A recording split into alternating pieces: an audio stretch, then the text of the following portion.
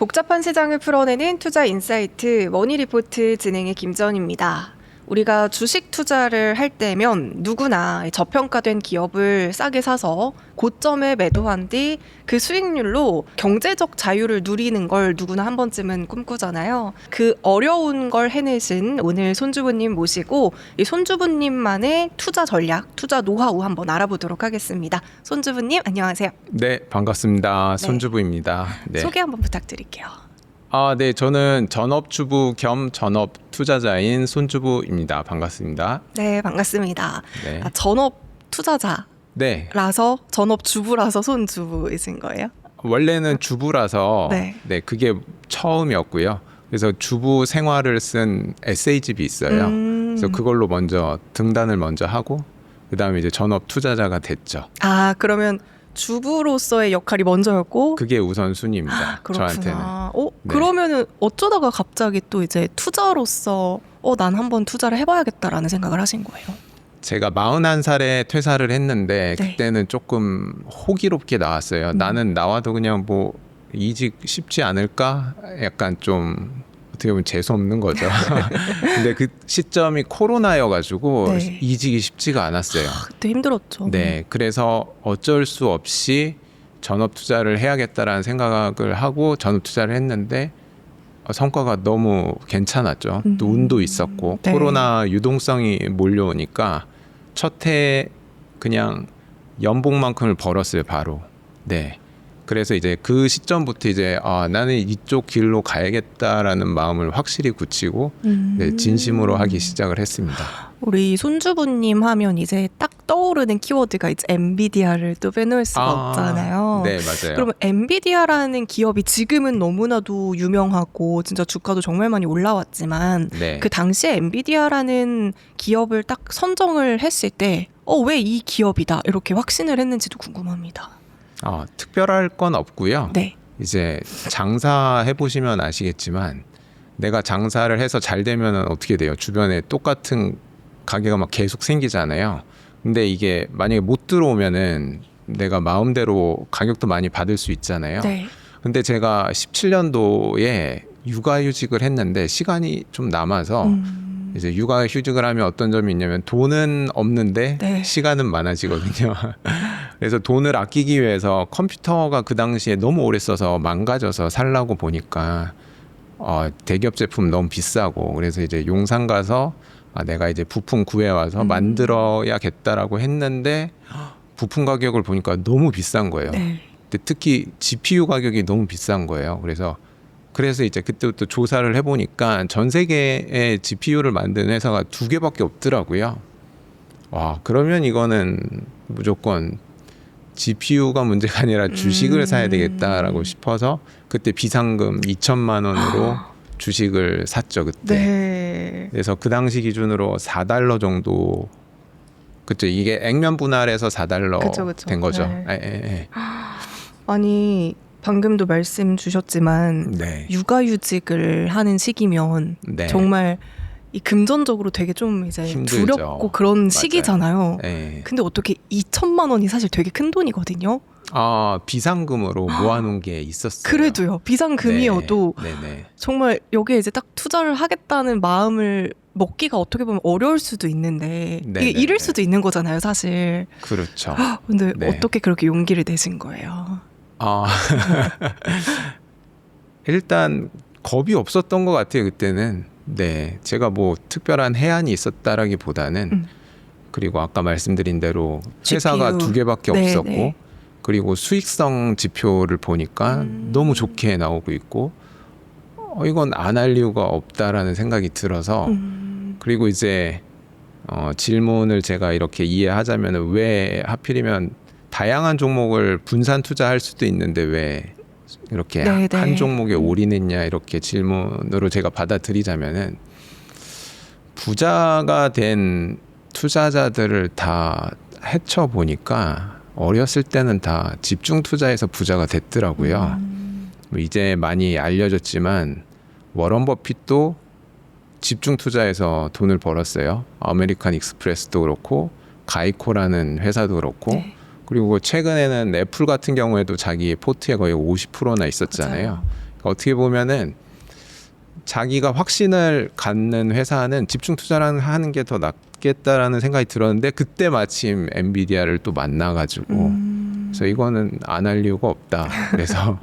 그래서 많이 넣었죠 그때. 네. 네네. 그러면 그때 이제 2천만 원으로 시작을 해서 네. 저는 이제 손주부님께서 어떻게 해서 이렇게 자산을 잘 불리고 네. 이렇게 규모를 크게 만들었을지도 되게 궁금한데요. 그 과정에 대해서도 한번 짚어주시면 좋을 것 같습니다.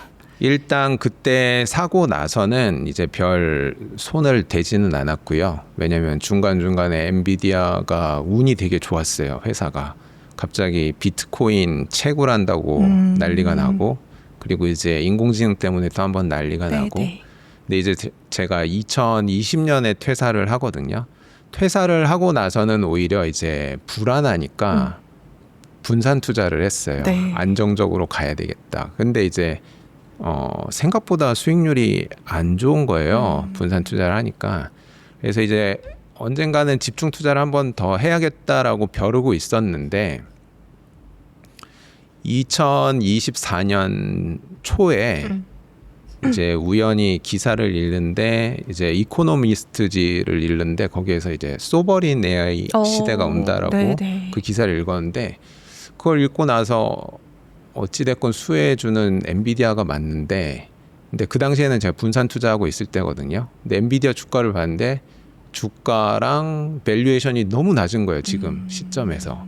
그래서 그 시점에 이제 모든 자산, 금융자산 다 정리를 하니까 한 3억 정도가 나왔어요. 네네. 그래서 막 보험도 해지하고 연금저축도 다 깨고. 혹시 아내분도 그걸 동의를 해주셨나요? 아, 네. 이렇게 얘기하면 다 그 질문을 받거든요. 네네. 아내가 동의해줬냐고. 저희 아내는 조금 저를 좀 많이 신뢰해줘서 제가 선택하는 거에 대해서는 이제 지원해줘서 네. 그래서 그 당시에 40달러대에 3억 원어치 엔비디아를 샀어요. 네. 집중 투자를 해서. 완전 이제 한 번에 들어간 거예요? 아니면 분산해서? 한 번에 들어갔어요. 한 그때. 번에. 네.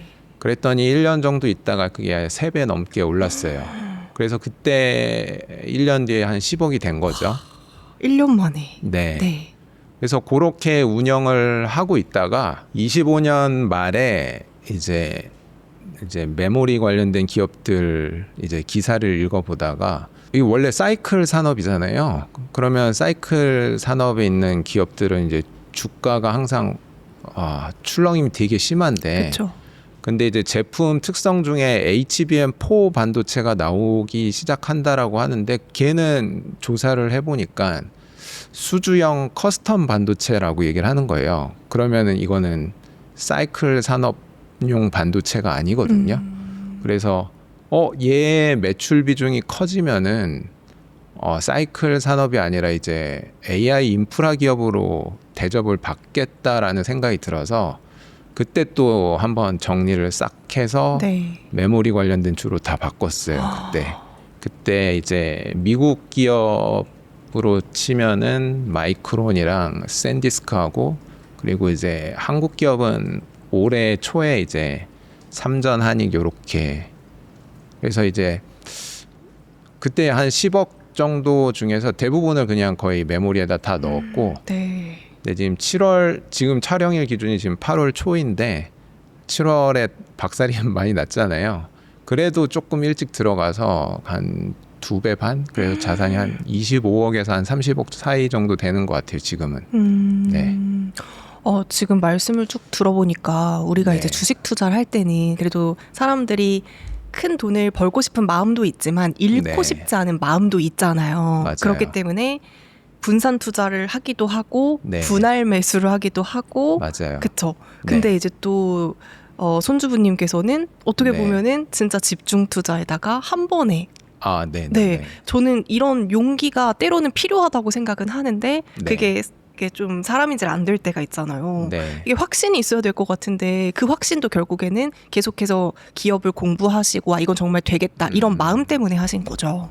그런 것도 있지만 네. 제가 잘나서 이렇다기보다는 제 상황 자체가 절박했어요. 애들은 커가는데 근데 이제 돈은 빨리 모아야 되겠고 그러니까 이제 첫 번째 올인 투자한 것도 3억을 올인 넣은 것도 네네. 약간 될 대로 되라 약간 저는 절대 못할 것 같아요. 그런 게 이게 사람이 그 상황에 처하면은 네.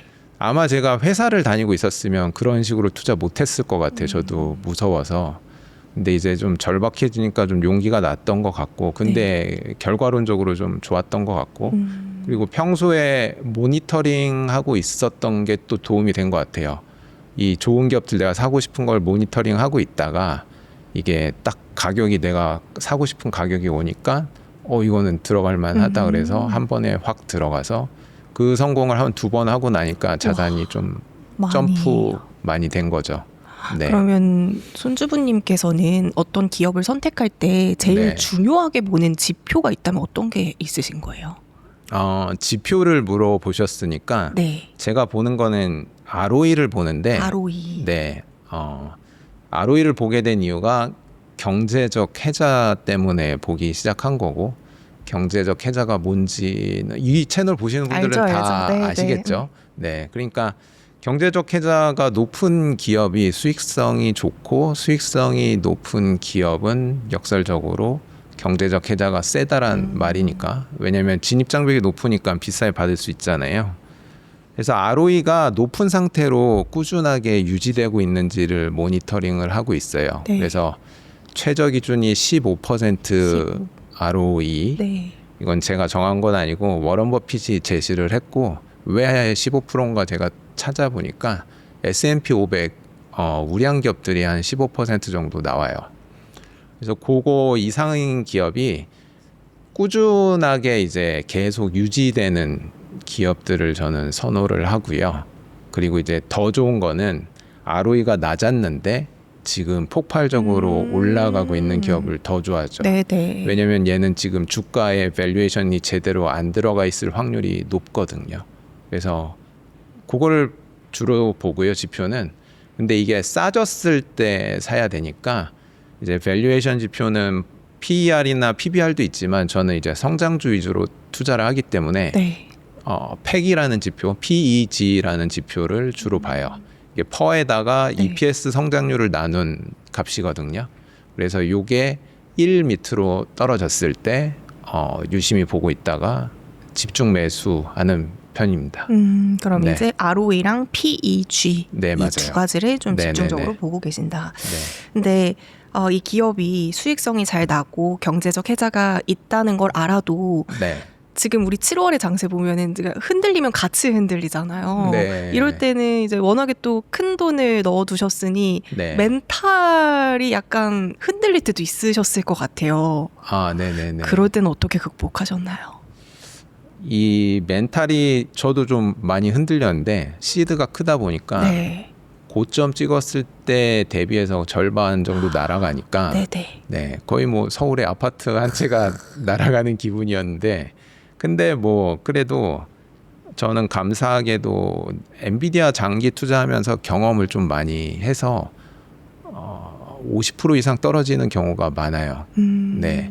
그리고 이번에 시타델 사태 보셔서 아시겠지만은 미국 주식 투자하면서 느끼는 건 언론에서 안 좋게 나오면은 얘네들이 헤지펀드가 사고 싶은데 너무 비싸서 약간, 안 좋은 시타델도 약간 의심 가잖아요. 네네. FOMC 하기 직전에 금리 오를 것 같다는 리포트도 내고, 이걸 거꾸로 보면은 마음이 좀 편해져요. 그리고 반대로 좋은 뉴스가 계속 나오기 시작하면은 얘네들이 이제 매집을 다 끝내고 개미들을 유혹해서 네네. 개미들이 얼른 들어와야지 자기들이 띄우고 이제 나갈 수 있으니까. 너무 고지고대로 볼 필요는 없네요, 뉴스를. 그렇죠. 그리고 이제 제일 위험하게 제가 보는 시점은 이제 돈 본 사람이 많아지면은 ETF가 그 관련된 상품이 폭발적으로 쏟아지기 시작하면은 맞아요. 조금 고점 거의 다 와가네, 그런 느낌이 들죠. 네. 이게 미국 주식을 먼저 시작을 하셨잖아요. 혹시 국내 주식 투자도 좀 하시나요? 제가 주린이 시절이 2008년에 6년, 7년, 8년 그때 신입사원 때 그때부터 투자 시작을 했는데, 맨 처음은 중국 중국. 펀드를 오, 통해서 네네. 왜냐하면 그 당시에는 이제 중국이 이제 엄청나게 빠른 속도로 성장을 하고 있어서 거의 돈 복사 속도가 지금 하이닉스 3전 올해 연초 맞아요, 맞아요. 1, 2, 3월 약간 그런 느낌이었어요. 네네. 안 하면 바보 약간 그런. 근데 이제 금융위기 터지고 한 70% 떨어졌거든요. 그때 70%다 잃고 나니까 아 나는 주식 투자는 절대 하면 안 되겠다. 절대 하면 안 되겠다. 떠났어요. 그래서 네네. 시장을. 그랬다가 2008년에 친한 친구가 있는데 저한테 다가오더니 그 친구의 아내가 증권사에서 일하거든요. 야, 너한테만 알려주는 건데. 이거 위험한 신호 아니에요? 맞아요. 근데 저는 주린이었으니까 네네. 그때 이거 꼭 사라는 거예요. 네. 당시에 한 주에 8만 원 후반대였거든요. 어떤 건지 혹시 여쭤봐도 될까요? 삼성 SDI. 오, 네. 괜찮은 주식 아니에요? 끝까지 들어보세요. 네. 샀어요. 그래서 네. 그래서 제 신입사원 때 악착같이 모은 그 돈을 다 넣었어요. 근데 네. 6개월 만에 한 40%가 떨어져요. 5만 원대까지 떨어지거든요. 그래서 그 친구 욕하면서 그때 다 팔았어요. 아직 친하신가요? 아직 친해요. 역시 우정은. 네. 근데 걔가 네. 아시겠지만 SDI가 거의 80만 원대까지 간 맞아요, 거 보고 맞아요. 내가 깜짝 놀래가지고 그때부터 주식을 바라보는 시각이 많이 바뀌었어요. 네, 이 주가가 회사가 망가져서 주가가 빠졌는지 아니면은 외부 요인으로 인해 빠졌는지 확인을 해봐서 외부 요인으로 인해서 빠진 거면은 이걸 뭐 내가 손절매할 이유는 전혀 없다. 근데 이게 외부 요인인지 내부 요인인지 파악하기 힘들면은 수익성 지표 보면은 얼추 나와요. 네, ROE 아까 말씀드린 네, 걸 네. 이제 시계열로 놓고 보면은 경쟁자가 계속 들어오면은 수익성이 떨어지니까 ROE 값이 점점 좀 떨어지기 시작해요. 만약 그런 걸로 만약에 떨어진 거면은 손절 팔고 나야 되는데 그게 아니다. 그러면은 팔 이유가 없죠. 네, 손절 아니면 그런 이유가 아니라면 팔 이유가 없다. 그렇죠. 물타기 해야 되는 거죠 그때는. 근데 언젠가는 우리가 네. 수익을 내고 매도를 해야 되는 시점도 오긴 오잖아요. 네네네. 그건 어떻게 판단하세요? 이게 고점이다 이거를 누구나 예측할 수는 없겠지만 그래도 없죠. 어떤 타이밍에 매도를 하시는 편이세요? 매도 시점은 제가 이제 사고 싶은 주식들을 여러 개를 모니터링 하다가 네. 얘가 더 잘 될 것 같다 싶으면은 매도하고 얘로 갈아타죠. 아, 다른 게 사고 싶은 마음이 들 때. 네. 네네. 그래서 이제 제가 강의 나가면 좀 쓰레기 같은 예시지만 네. 남자친구랑 사귀고 있는데 잘생긴 건물주 남자가 썸을 타면서 막 대시를 해요. 그럼 어떻게 해야 돼요? 계속 사귀어야 돼요? 네. 다음은 제가 네. 하진 않겠습니다. 그거랑 약간 비슷한 거죠. 그리고 이제 팔 이유가 없으면은 안 팔아요. 그냥 계속 들고 가다가 아까 말씀드린 대로 이제 경쟁자가 들어오기 시작해서 수익성 지표 망가지면은 그때 이제 팔고 약간 그렇게 하고 있습니다. 저는 주식 투자를 하기 전과 그래서 네. 지금 되게 커다란 부를 이루신 거잖아요. 네. 어떤 삶에서 뭐가 달라졌는지도 저는 궁금해요. 일에 대한 태도가 좀 바뀌어요. 이제 전에 직장 다닐 때는 내가 밥 벌어 먹어야 되기 때문에 짜증이 나도 매일 아침에 출근하고 그리고 위에서 부당한 일을 시켜도 해야 돼요. 참고. 해야죠. 네. 왜냐면 월급 주시니까. 우리 가족들 챙겨야 되니까. 그렇죠. 그렇죠. 네. 근데 이제 경제적 자유를 좀 이루고 나서부터는 이제 업무 협업이나 이런 게 들어왔을 때도 이제 내가 하고 싶은 거를 할 수가 있고 그러니까 일의 주도권이 타인으로부터 나로 오는 경험을 할 수 있게 되고 그리고 돈 버는 목적은 그렇게 많이 커지진 않고 돈 버는 목적은 좀 줄고 네. 왜냐하면 주식으로 지금 날린 돈만 해도 7월 달에 물론 평가 손실이지만 다시 또 오르고는 있고 그러니까 그 일에 대한 성격이 좀 많이 바뀌는 것 같아요. 과거에는 그냥 무조건 돈 벌기 위해서였는데 지금은 이렇게 사람 만나고 사회적으로 연결되어 있다는 느낌 그리고 이제 제가 가지고 있는 역량을 지금 유튜브 통해서 어떻게 보면 제 가진 탤런트 이거를 약간 공유하는 거잖아요. 그걸 통해서 되게 고마워하는 사람들이 있으니까 그런 거 네. 볼 때 되게 뿌듯하시고. 기분이 좋아요. 뿌듯해지고 자기 효능감도 올라가고. 그래서 그런 식으로 약간 일을 바라보는 태도가 많이 바뀌어요. 네. 돈이란 뭐라고 생각하세요? 아까 전에 말씀 주셨다시피 육아휴직을 했을 때 그때 정말 이제 너무 절실했다 막 이런 말씀을 해주셨는데 네. 진짜 돈이란 건 많으면 많을수록 행복한가요? 아니면 또 다른 관점이 생기기도 하나요? 돈이 많으면 많을수록 행복해지는 거는 제 느낌상 이게 사람마다 다른데 저는 30억 넘어가니까 네. 조금 되게 편안한 마음이 좀 생기더라고요. 네. 근데 저랑 똑같이 제 친한 분 중에 한 분은 지금 거의 50억 이상을 모으셨는데도 와. 되게 불안해 하세요. 그래서 이게 사람마다 다르다라고 말씀을 드리고 싶은 게 네. 왜냐하면 사람마다 영위하고자 하는 삶의 수준이 다 다르잖아요. 뭐 예를 들어서 여행을 따지면은 저는 뭐 이제 중국 경유해가지고 경유 비행기 타고 이코노미 타고 여행을 해도 그렇게 별 상관없는데 이제 어떤 친구는 비즈니스 무조건 타야 되고 그리고 뭐 이제 마트에서 장을 본다면은 그냥 뭐 동네 마트에서 봐도 상관없는데 어떤 친구는 백화점 식품관에서 무조건 봐야 되고 그러면 이제 매달 필요한 금액이 기하급수적으로 커지잖아요. 네. 옷도 뭐 유니클로나 무신사 이런 데서 사던 사람이 이제 돈을 많이 벌면 어느 순간 이제 갤러리아 가야 되고. 버버리나 뭐 이런 네, 데서 네. 사다 보면은 매달 들어가는 돈이 뭐 2천을 벌어도 빠듯해요. 근데 그 삶의 수준을 유지하려면은 50억을 벌어도 부족하죠. 그쵸. 네. 이건 약간 사람마다 좀 다른 것 같아요. 어떤 삶의 방향성을 추구하느냐에 따라서. 맞아요. 그러면은 약간 개인적인 질문일 수도 있긴 한데 네. 이제 보통 이제 경제적 자유를 누리신 분들은 이제 내가 이렇게 많이 벌어둔 돈으로 이제 산다 이렇게 생각을 하잖아요. 생활비를 충당한다. 네. 손주부님께서는 그럼 지금은 어떻게 생활비를 이제 충당이라고 해야 될까요? 아, 어떻게 네네네네. 이제 생활하고 계신지도 궁금합니다. 지금은 조금 유명해져가지고 네. 이렇게 강의나 출연 이런 것 때문에 좀 수입이 많이 늘어가지고 그래서 지난달에 처음으로 월급쟁이 때보다 월급 돈이 더 들어와서 깜짝 놀랐어요. 와. 네. 근데 그 전에는 주식 팔아서 살았어요. 진짜.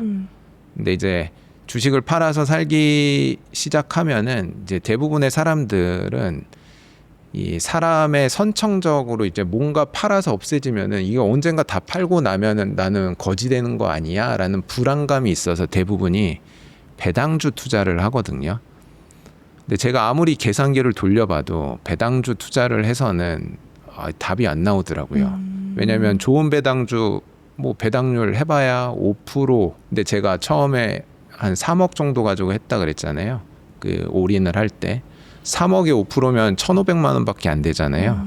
그러니까 도저히 답이 안 나오겠다 싶어가지고 그래서 성장주를 팔아서 생활을 했는데 자산이 더 늘어요. 왜냐하면 성장주 올라가는 스피드가 더 높기 때문에 네. 유명한 우리 성장주들 이거 다 트래킹을 해보면 연평균 성장률이 지난 10년 동안 다 20%가 넘어요. 거의 다. 그러면은 배당주는 아무리 해봤자 배당금 받는 거랑 그 주가 오르는 것까지 다 합쳐봐야 한 10% 안팎이거든요. 그쵸, 그쵸. 근데 20%면은 내가 한 10%만 써도 10%는 다음 연도에 재투자가 돼요. 근데 그렇게 하면 또 질문 받는 게 뭐냐면은 그러면은 주가가 떨어질 때는 어떻게 팔어? 왜냐면은 그쵸. 얼마 안 되니까. 네네. 그런 상황 때문에 저는 평소에 한 3개월치 이제 생활비를 항상 현금으로 들고 가요. 그래서 주가가 지난달 같이 조정 받으면은 그때는 제 주식을 팔지 않고 이미 확보하고 있던 그 현금으로 쓰는 거예요. 근데 이제 코로나 사태 이후 제가 깨달은 거는 뭐 앞으로도 계속될지는 모르겠지만 주식 시장이 박살난 다음에 회복되는 속도가 기하급수적으로 빨라졌어요. 연준이 계속 모니터링을 하고 있어서 주가가 만약에 빠지면 연준이 바로 개입을 해서 지난 코로나 때도 그렇고 그래서 회복하는 데 걸리는 시간이 한 5개월 안팎이에요 이제. 그러니까 제가 뭐 이제 생활비로 한 3개월치, 4개월치 들고 가면은 그렇게 부담이 안 가요. 그러면 주식이 회복된 다음에는 다시 팔아가지고 3개월치 생활비를 다시 채워넣고 그런 식으로 살고 있습니다. 와, 되게 네. 주식 투자뿐만이 아니라 그냥 계좌 관리, 삶에 있어서 되게 전략적으로 뭔가 되게 잘 하고 계신 것 같아요. 네, 이 영상을 보시는 많은 분들이 진짜 나도 이렇게 네. 내 자산을 잘 굴려보고 싶다라고 하시는 분들이 많으시잖아요. 그러니까 네. 많은 사람들이 중요한 거를 뭐 그 투자 수익률이라고 생각하지만 사실 수익률보다는 그 네. 수익금 자체가 더 중요한 거잖아요. 네네네네. 정말 기하급수적이라고 표현을 해야 되는지는 모르겠지만 어쨌든 네. 좀 유의미하게 내 자산을 펌핑하려면 네. 가장 결정적으로 중요한 게 뭐예요? 그러니까 우리가 사람마다 시드는 다 다르겠지만 그래도 네. 누구나 유의미한 자산의 증식을 원하고 있잖아요. 네네네. 그걸 위해서는 가장 중요한 게 뭔지 궁금합니다. 제가 주변에 투자하시는 분들 보면서 느끼는 거는 4848을 너무 많이 하고 맞아요. 이거 진짜 중요한 것 같아요. 네. 그리고 이제 일단 본인이 주린이일 경우에는 사고 나면은 본인이 샀다라는 이유를 곱씹어 보면은 주린이는 엔간해서 잘 안 산단 말이에요. 주변에서 계속 오른다라는 걸 보고 나서 확신이 들어야지 산단 말이에요. 네. 그래서 산 시점 자체가 이미 고점일 가능성이 맞아요. 굉장히 높아요. 근데 그때 샀다라고 해서 포기할 필요는 없어요. 좋은 주식이면 그냥 들고 가만히 있으면 되는데 이게 너무 불안해져가지고 중간에 그냥 다 파시더라고요.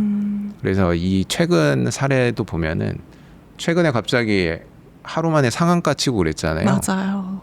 그 전날 아니면 그 전전날에 파신 분 되게 많아요. 제 주변에. 진짜 엄청 또 네. 마음 아파하셨을 것 같아요. 네네.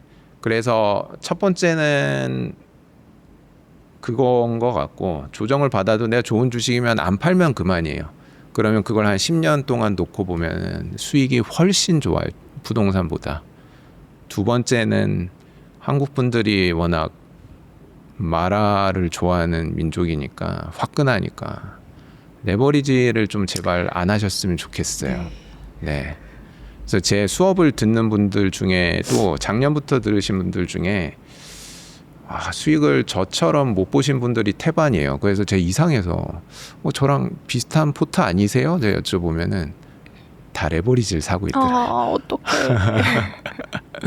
그러니까 장기 투자를 못 해요. 네. 하루에 막 20% 빠지고 맞아요. 막 그러면은 40% 50% 그냥 하루에 다 날아가니까. 그래서 그 두 개만 조심하면은 될 것 같아요. 그리고 언젠가는 한 번씩 그 집중 투자를 한 번은 해야 되는 것 같아요. 맞아요. 그래서 그거를 세 개를 생각하고 계시면은 좀 유의미한 성과가 있을 것 같아요. 그럼 네. 작가님께서는 아예 뭐 지수 투자라든지 이런 것들은 전혀 안 하시나요? 지수 투자는 그 연금저축 거기에 조금 있어요. 조금. 네. 옛날에 사놓은 거. 옛날에 사는 거. 네네네. 근데 주린이 분들한테는 추천드려요.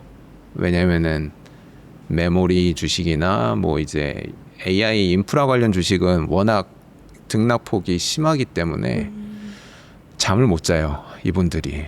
저 친구한테 제가 종목을 알려줬더니 매일 밤 전화가 와요. 어떡하냐? 11시만 되면. 네. 이거 팔아야 되는 거 아니야? 또 더 사야 되는 거 아니야? 역시 또 4848이 여기서 나오는군요. 맞아요. 그래서 그냥 좋은 주식을 장기 투자하는 게 최고인데 이게 말처럼 쉽지는 않기 맞아요. 때문에 그래서 초보자분들한테 추천드리는 거는 요즘에 제가 제일 안정적인 게 배당주 모아놓은 ETF잖아요. 슈드라고. 네네. 네. 그냥 슈드 모으시라고 그래요. 그런 다음에 1년에 아니면 몇 년에 한 번씩은 공포 관련 지수 중에 빅스 지수라고 있잖아요. 네네. 빅스 지수가 30을 넘어가면은 굉장히 공포스러운 상태거든요. 근데 그 시점에는 슈드는 안 빠져요. 잘 안 빠져요. 배당주 모아놓은 거라. 그 시점에 슈드를 팔아가지고 이제 성장주를 사라고 그래요. 한 절반 정도 팔아가지고. 그랬다가 이제 성장주가 한 3개월에서 4개월 다시 복귀가 되면은 다시 슈드로 채워 넣으세요. 요것만 해도 이제 트럼프 같은 경우에 1년에 한 번씩 벚꽃 박앤세일을 해주잖아요. 네네. 4월 달만 되면 이상한 짓을 해서 그것만 실천을 해도 연 수익률이 20에서 30%는 그냥 먹으니까. 근데 이게 1년에 20% 30%면은 별로 안 커 보이는데 이게 10년 누적이 되면 원금이 그쵸. 10배가 되고 복리효과니까. 네, 20년 누적이 되면은 100배가 되고 30년이면 1000배가 되거든요. 그래서 제가 여담으로 30년 전에 미국에서 공부할 때 네. 애플이 정말 핫했거든요. 아. 그때 제가 학비 대신 애플 주식을 샀으면은 그렇죠? 학비로 거의 1억 가까이 썼는데 네. 4년 동안 그 당시에 그렇게 샀으면 지금 1000억 넘게 있어요.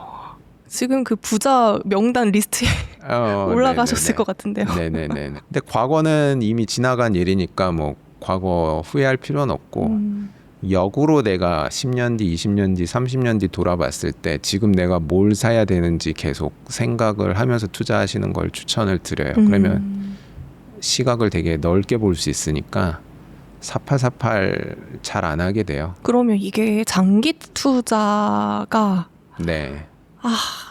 알겠지만 어렵잖아요. 그리고 우리가 그래. 삶에서 네. 또 중간중간에 막 돈을 크게 써야 되는 일들도 있고요. 맞아요. 그럼 이 장기 투자라는 이 기간을 또 어떻게 잡아야 되는지도 약간 어려운 것 같기도 해요. 그러니까 보통 장기 투자라고 함은 그러니까 몇 년 정도를 의미하시는지도 궁금합니다. 저는 주식 투자하고 최소 3년은 묵혀놓으면은 3년. 최소 3년 묵혀놓으면 이게 잃지는 않거든요. 네. 네. 내가 완전 잡주 투자하지 않는 이상. 근데 3년 투자하고 나서 내가 성과를 보고 나면은 이런 생각이 들어요. 아, 그때 돈 더 많이 넣을 걸. 근데 이거를 몇 번 경험하고 나면은 주식에 대해서 믿음이 생기고 중간에 조정을 받거나 많이 빠져도 그렇게 걱정이 안 돼요. 네. 그래서 그런 경험을 소액으로라도 100% 이상 벌어보는 경험을 3년 이상 투자해서 그런 경험을 좀 많이 쌓아가시면 좋을 것 같아요. 네. 네. 그럼 마지막으로 우리 시청자분들을 위해서 어떻게 네. 하면 이렇게 자산을 잘 일굴 수 있을지 한번 응원의 메시지 부탁드립니다. 여러분들이 이제 주식 투자하시면서 이제 제가 딱 하나만 기억하시라고 말씀을 드리는 게 뭐냐면은 경제적 해자가 이 회사가 있는지 없는지를 꼭 확인하시라고 말씀을 드리는데 초보자 입장에서는 그거를 있는지 없는지 알 수가 없단 말이에요. 그래서 제가 추천드린 방법은 인공지능이 지금 너무 잘 되어 있기 때문에 내가 투자하려고 하는 종목이 만약에 엔비디아라면은 엔비디아의 경제적 해자가 어떤지 모닝스타의 방식으로 알려주세요라고 이 질문 꼭 한 번씩만 해보세요. 모닝스타가 경제적 해자가 어떤지 이제 집중적으로 조사하는 기업이에요. 네. 그래서 그러면은 세 가지 방식으로 답을 해주거든요. 굉장히 넓다. 그 다음은 좁다. 그 다음 제일 안 좋은 게 경제적 해자가 없다. 근데 이제 어떤 유튜버가 이거 좋다고 추천을 했는데 경제적 해자가 없는 기업이에요. 그러면은 가급적이면 투자 안 하시면 좋을 것 같아요. 그래서 요거 하나만 투자하시기 전에 꼭 네, 생각해 보시면 좋을 것 같아요. 네. 모닝스타 방식으로 알려주세요. 네, 알겠습니다. 네, 이번 시간에는 은퇴를 준비하는 계좌 운용 방법에 대해서 좀 여쭤보려고 하는데요. 요즘에 뭐 비단 5, 60대 분들 뿐만이 아니라 30대부터도 막 노후 준비를 미리 좀 네. 고민하시는 분들 되게 많으신 것 같아요. 네. 그래서 30대 네. 또는 이제 50대 이상 이렇게 두 가지로 좀 나눠가지고 어떻게 네네네. 해야지 은퇴 준비를 할 수 있을지 좀 여쭤보고 싶은데요. 네네. 일단 30대 분들은 지금부터 어떻게 무엇을 준비하면 좋을까요? 30대가 갖고 있는 가장 큰 무기가 나이예요. 나이. 네. 왜냐하면 투자할 수 있는 기간이 30년 정도 되기 때문에 네. 이제 너무 위험하게 투자할 필요 없다라고 저는 생각을 해요. 그래서 연평균 수익률 S&P 500 기준으로 한 12%만 가져가도 30년이면은 30배가 늘어요, 자산이. 그러면은 내가 사회 초년생일 때 바짝 부모님 집에 있을 때 아무것도 돈 거의 안 쓰고 엄마 밥 먹고 네. 그쵸? 지하철 타고 다니고 그러면 거의 1억 한 3년 4년 동안 바짝 모으고 난 다음에 그걸 투자를 하면 한 30억 자기가 모을 수 있어요. 네. 근데 이거를 투자를 요즘에 제가 추천드리는 거는 나무 투자 방법이라고 말씀을 드리는데, 나무가 뿌리가 있고 그다음에 줄기가 있고 그다음에 잎이 있잖아요. 잎에 또 꽃잎이 붙어 있고, 이제 뿌리가 되는 거를 제가 말씀드리는 게 이제 슈드를 말씀을 드려요. 이제 배당주, 엔간한 비바람에도 거의 흔들리지 않는 걔를 이제 한 30% 넣고, 중간에 줄기는 시장 수익률을 추종하는 S&P 500 지수 추종하는 거를 말씀을 드리고, 그 다음에 이제 꽃잎, 줄기, 잎 부분, 잎이랑 이제 꽃잎에 해당되는 부분은 좀 요즘에 트렌드한 성장주들. 성장주들 위주로, 뭐 이제 ETF로 따지면 D램이나 뭐 SMH 뭐 이런 것들, 뭐 그런 것들을 채워 넣으시는 거를 이렇게 말씀을 드리고, 그냥 요 정도만 30대 같은 경우는 이 정도만 해도 충분한 것 같아요. 왜냐면 30년이라는 시간이 있으니까 네. 그것만 해도 중간중간에 밸런싱만 잘해줘도, 아까 말씀드린 대로 빅스 지수가 뭐 30을 넘어왔다 그러면은 슈드 다 정리해서 성장주 많이 매수하고, 이것만 해줘도 수익률이 거의 20%대로 올릴 수가 있으니까. 근데 그게 쌓이면 아까 말씀드린 대로 30년이면 거의 1000배가 된다고 그쵸. 말씀드렸잖아요. 그러니까 30대는 전혀 걱정할 게 없어요. 제가 봤을 때는. 시간이 시간이 제일 좋은 깡패니까. 선물이다. 맞아요.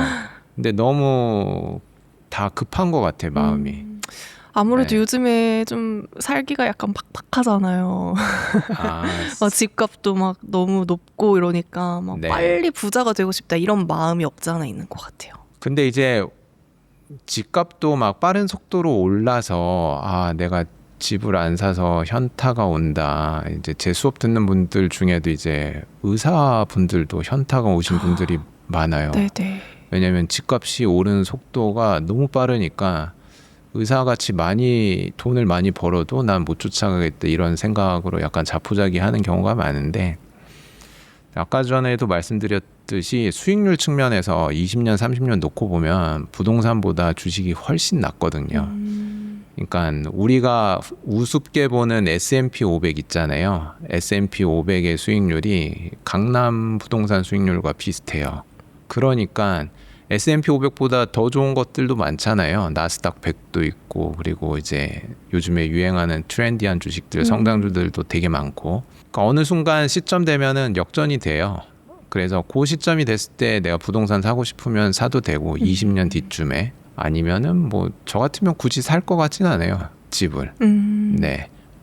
저는 있기는 하지만 굳이 사지는 않을 것 같아요. 그러니까 그런 식으로 투자를 해 나가시면 될 것 같아요. 그래서 내려놔야 되는 게 조바심. 그쵸. 조바심 제일 1, 중요하죠. 2년 내에 모든 걸 다 쇼부 보려는 거. 그리고 이제 남들 다 하는 거 나도 해야 돼.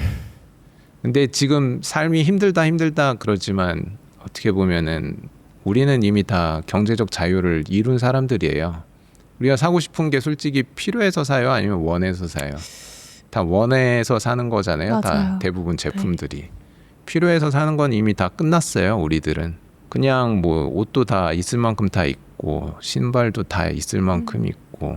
근데 남들 하는 거만큼 하고 싶은데 못 하니까 빈곤감 느끼는 건데, 이건 선택의 문제인 것 같아요.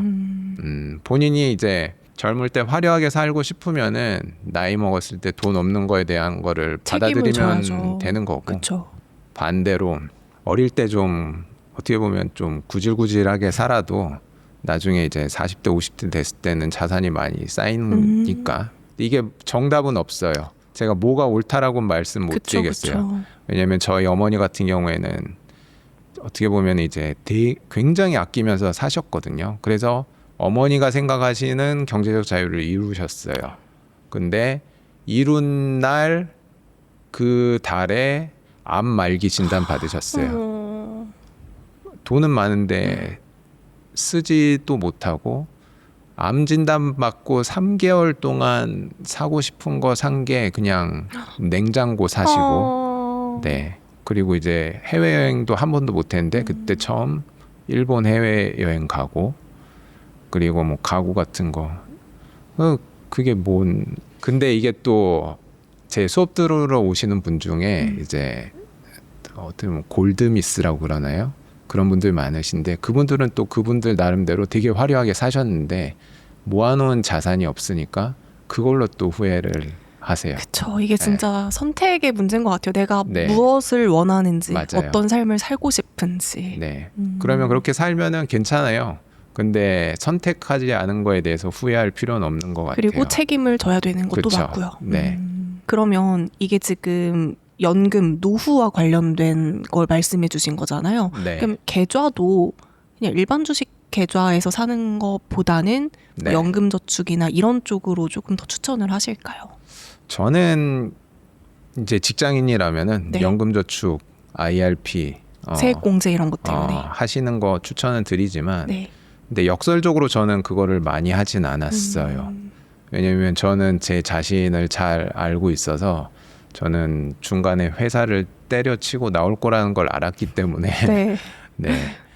그래서 본인 성향에 달린 것 같아요. 직장이 튼튼하고 이제 정년까지 하실 거다 그러면은 무조건 절세계좌 운용하셔야 되고, 아니다, 나는 손주부처럼 중간에 뛰쳐나올 것 같다 그러면 그냥 일반 계좌 하셔야 되죠. 근데 일반 계좌 해도 그렇게 불리하지 않아요. 네, 뭐 미국 주식 뭐 22% 세금 나온다 그러는데, 그거는 이게 여담으로 이런 얘기 하잖아요. 국장은 뭐라 그러죠? 미장은 세금 20% 가져가지만 22%, 국장은 원금을 가져간다 그러잖아요. 아니, 수익만 많이 내면 네, 저는 22% 내고 수익 얻을래요. 맞아요. 뭘 투자든 상관없어요. 근데 네. 너무 세금에 고민돼가지고, 미국에 좋은 기업들이 너무 많잖아요. 그쵸. 네. 그리고 이제 물론 절세계좌에서 ETF로 투자해도 되는데, 조금만 공부를 하면은 그 ETF는 어떻게 보면 다 섞여 있는 거잖아요. 내가 조금만 공부하면 더 좋은 주식에 투자해서 더 좋은 수익률을 거둘 수가 있는데, 네, 조금 안타깝죠.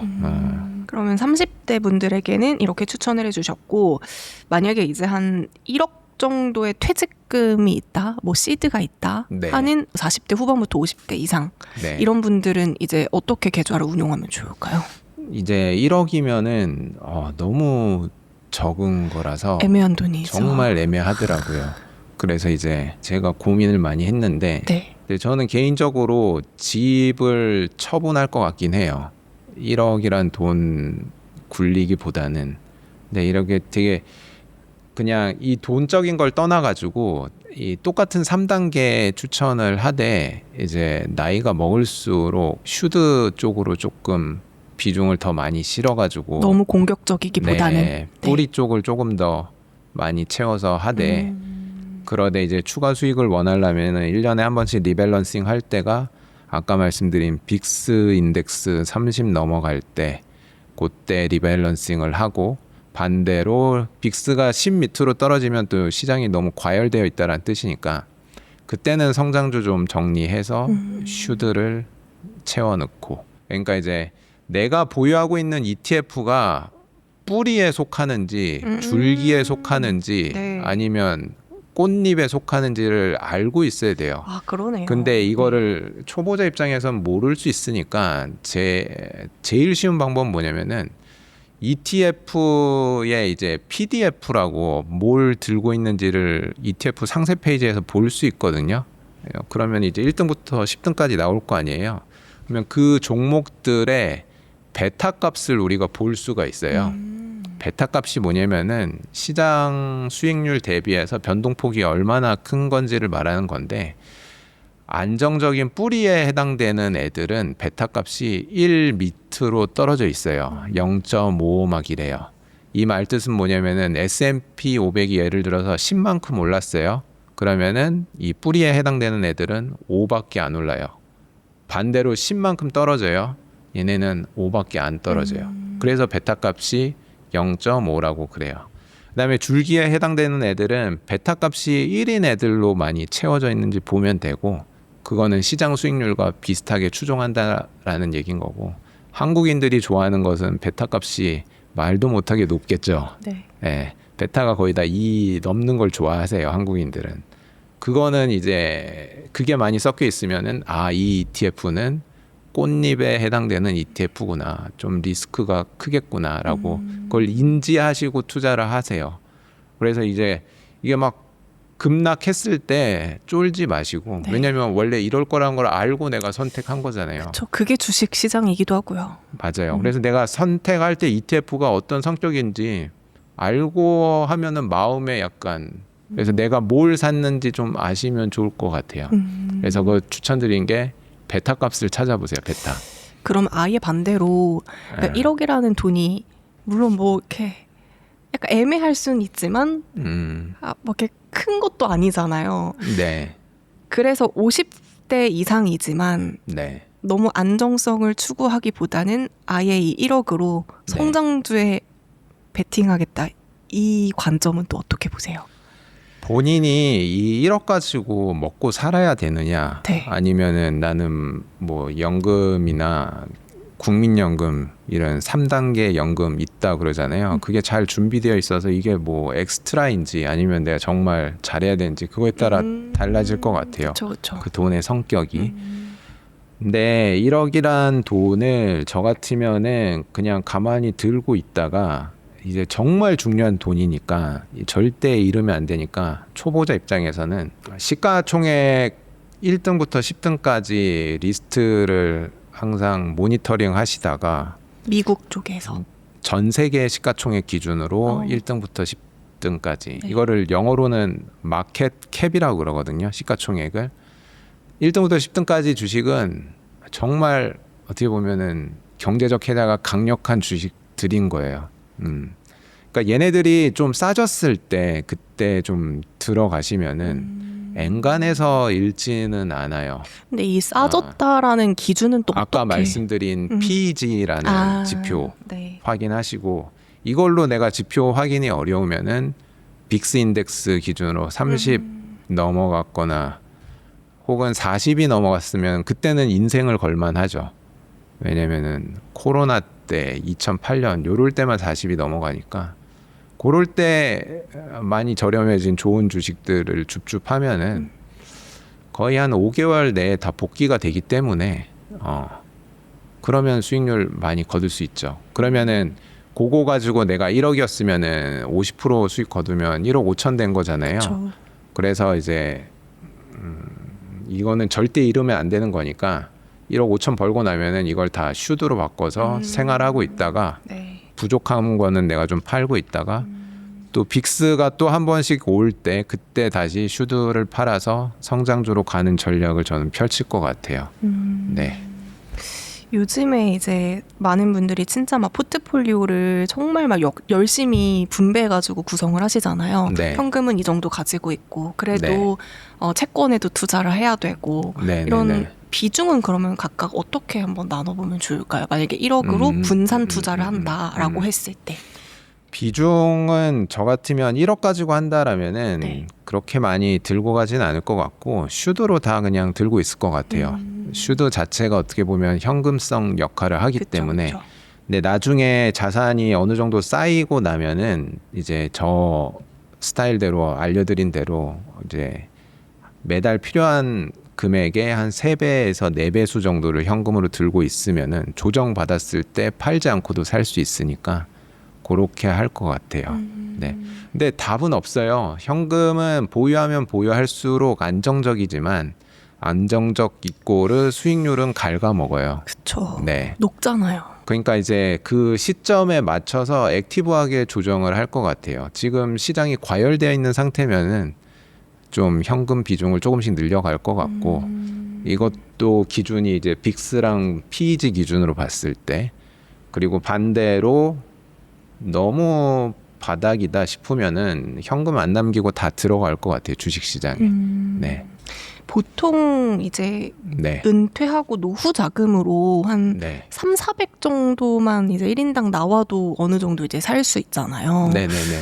그러면 한 300이라고 잡아보고 슈드로 300을 이제 계속 받으려면 못 받죠. 그렇게 하려면은 거의 10억이 있어야 되죠. 슈드로 받으려면. 10억이 필요하는군요. 그래서 제가 말씀드린 거는 네. 그냥 한번 수익률 한 번 확 날 때 이제 슈드에서 성장주로 거의 50% 정도 수익을 내시고, 그리고 이제 그거 가지고 이제 생활을 하고 있다가 그 전략을 말씀드린 거예요. 예.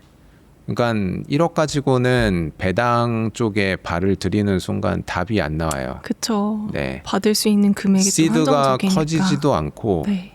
그렇다고 해서 뭐 커버드 콜 중에 막 코니, MBDY, TSLY 이런 거 일드맥스 상품 하시는 분도 있는데 그거는 원금 계속 깎아져 내려가는 게 이미 다 밝혀졌잖아요. 그래서 그런 거는 굉장히 리스크가 크니까 그거는 좀 멀리 하시고, 굳이 하신다면은 한 3억까지는 열심히 모으신 다음에 네.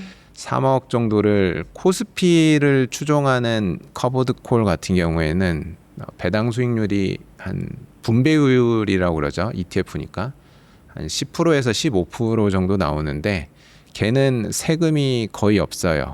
옵션 프리미엄에 대해서 세금이 비과세이기 때문에. 근데 그 배당금에서 차지하는 옵션 프리미엄의 비중이 거의 90%거든요. 그러니까 3천만 원 받기 위해서 한 3억 정도 있으면은 충분하니까. 그래서 적어도 퇴직 직전까지는 3억은 모으시면 좋을 것 같아요. 네. 보통 네. 한 50세에 퇴직한다고 하면 퇴직금이 어느 정도예요? 이게 대기업 같은 경우에는 한 4억에서 5억 정도 4억. 이제 뭐 더 좋은 데는 더 많이 받는 데도 있는데, 근데 이제 대부분은 제가 이제 조사를 해보니까 퇴직 시점의 금융자산이 1억 안팎은 맞아요. 네. 자산 순자산 기준으로는 4억이 넘는데 4억 정도 돼요. 근데 이게 부동산이 거의 그쵸. 3억 정도가 깔려 있기 때문에 현금성 자산은 1억 정도. 네, 금융자산은 1억밖에 없어요. 그래서 저는 솔직히 그런 상황이라면 전 부동산 정리할 것 같아요. 왜냐면은 부동산 결국 될 놈 되리잖아요. 그쵸. 네, 부동산 정리해서 그래서 그거 가지고 그냥 코스피 추종하는 커버드콜 사도 되고, 아니면은 이제 만약에 5억이라 그러면은 3억은 코스피 커버드콜 그거 해서 안정적으로 한 300씩 받고 2억은 저처럼 이제 성장주 투자를 해서 이제 시드 늘리는 작업도 좀 하시면서 그게 좋죠. 네. 네. 제가 뭐 예시 하나 말씀드릴까요? 제가 배당주 투자를 뭐로 비유를 많이 하냐면은 이제 부동산으로 따지면은 제가 한 20년 전쯤에 제 친한 분 중에 한 분이 뭘 하셨냐면은 투자 기회 2개가 있었는데 원룸 건물 매수 혹은 강남 아파트 네. 매수. 20년 전에 가격이 똑같았어요. 네. 건물가랑 20년 지났잖아요. 이 원룸 건물 가격은 똑같아요. 거의 비슷해요. 네. 네.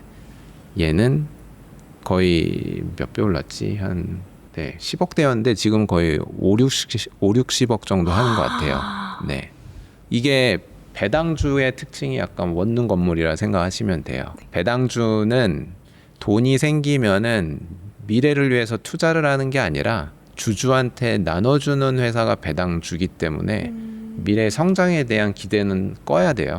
그냥 네. 현금 흐름만 안정적으로 확보할 맞아요. 수 있다라는 관점이네요. 맞아요. 네. 그나마 슈드가 그거를 약간 적절히 섞은 거예요. 배당 수익률도 낮지만 주가 성장성도 있다. 근데 결국 이거 재투자한 거 다 합치면은 S&P 500이랑 비슷해져요. 근데 더 안 좋을 수 있죠. 슈드는 왜냐면은 배당금 받는 순간 세금이 나가니까. 그러니까 세금 때문에 재투자하는 금액이 주는 거잖아요. 어떻게 보면은. 그래서 그 분이 제 아버지세요. 장단점이 있어요. 근데 이게 나쁘다라고는 말씀 못 드려요. 네네. 아버지는 그 대신 매달 그걸 받으시니까 행복하게 잘 사셨어요. 노후 생활을. 네. 사고 싶은 거 사시고 드시고 싶은 거 드시고 여행 가고 싶으면 가시고.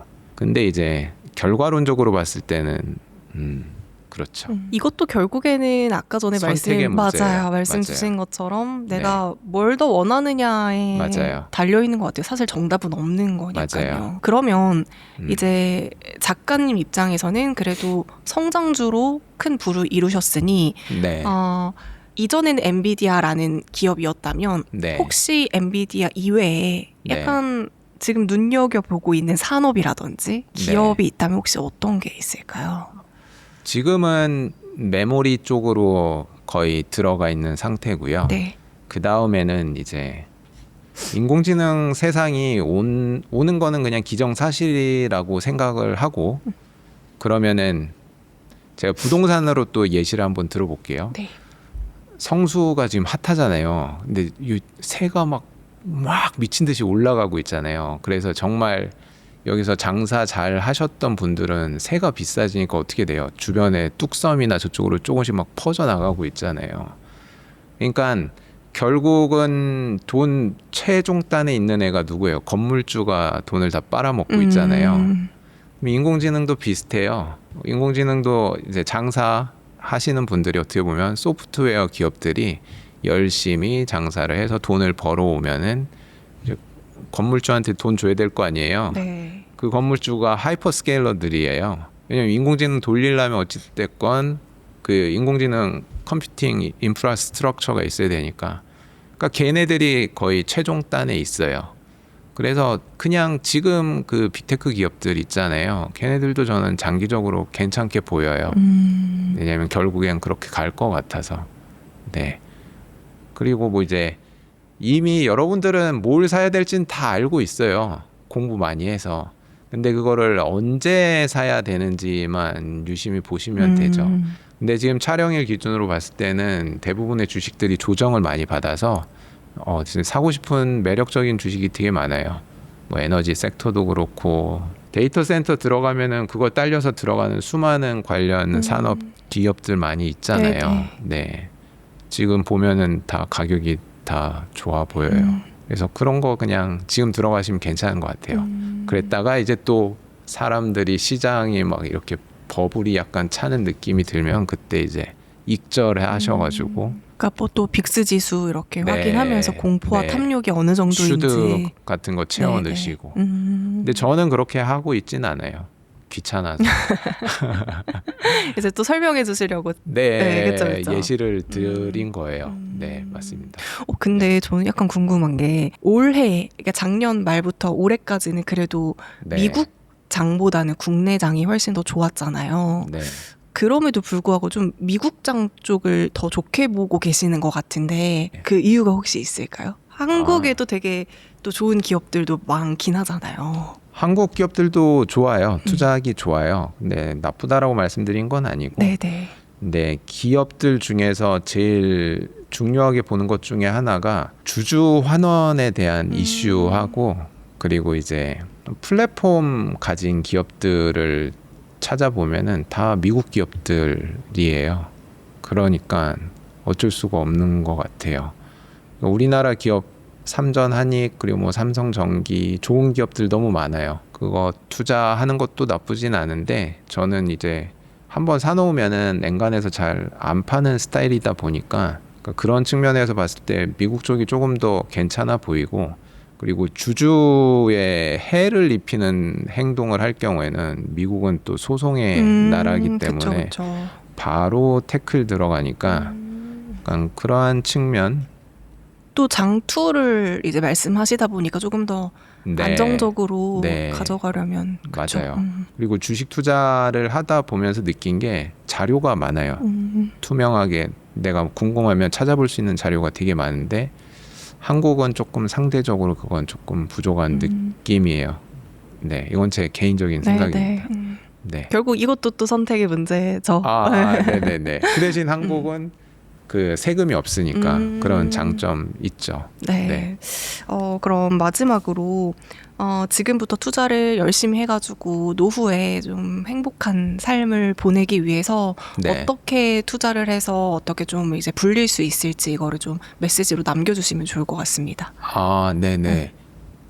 핵심은 계속 반복이지만은 조바심을 좀 내려놓으시고 레버리지는 좀 접어 넣으시고, 그리고 이제 뭐 반찬값 번다고 이제 푼돈으로 이렇게 많이 하시는데 기회가 왔을 때 한번 집중 투자 한번 하시고 좋은 기업은 항상 모니터링 하시면서 그거를 몇 번 경험하고 나면은 자산이 빠르게 성장하실 것 같아요. 그래서 저도 이렇게 생각해 보면은 이렇게 자산이 이렇게 빨리 는 게 거의 한 6년밖에 안 됐으니까 네.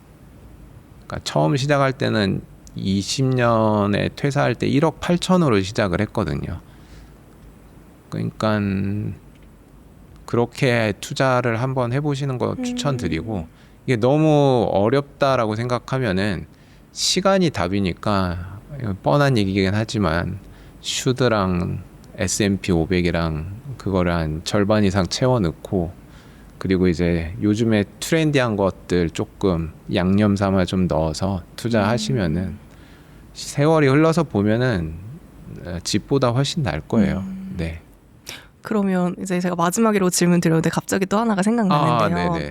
만약에 다시 6년 전, 뭐 10년 전으로 돌아간다면 지금 어쨌든 결과적으로는 되게 이제 큰 성공을 이루셨잖아요. 네. 그럼에도 불구하고 약간 아쉬웠던 점들도 분명히 있으실 거란 말이죠. 이거 딱 하나만 내가 바꿀 수 있다면 다시 돌아간다면 어떤 걸 좀 바꿔보고 싶으세요? 근데 그 당시에 제가 의사결정했을 때 제 사고 수준이나 네. 깜냥이나 이거는 그때 글로 돌아가도 뭐 똑같은 선택을 할 것 같긴 한데 그럼에도 이제 굳이 하자면은 이제 24년 초에 엔비디아 올인 3억 했다 그랬잖아요. 그때 이제 집까지 팔아서 들어갔으면 그냥 이건 웃자고 하는 얘기고. 그쵸. 네. 근데 똑같은 상황이 돌아가도 그냥 똑같이 그냥 의사결정할 것 같아요. 네. 후회되는 건 별로 없어요. 네. 아, 너무 멋있습니다. 아, 감사합니다. 네, 영상 보시는 분들이 되게 많은 인사이트가 되셨을 것 같아요. 네. 앞으로도 손주분이 저희도 너무 응원하도록 하겠습니다. 아, 초대해 주셔서 감사합니다. 네, 오늘 말씀 감사합니다. 네, 감사합니다.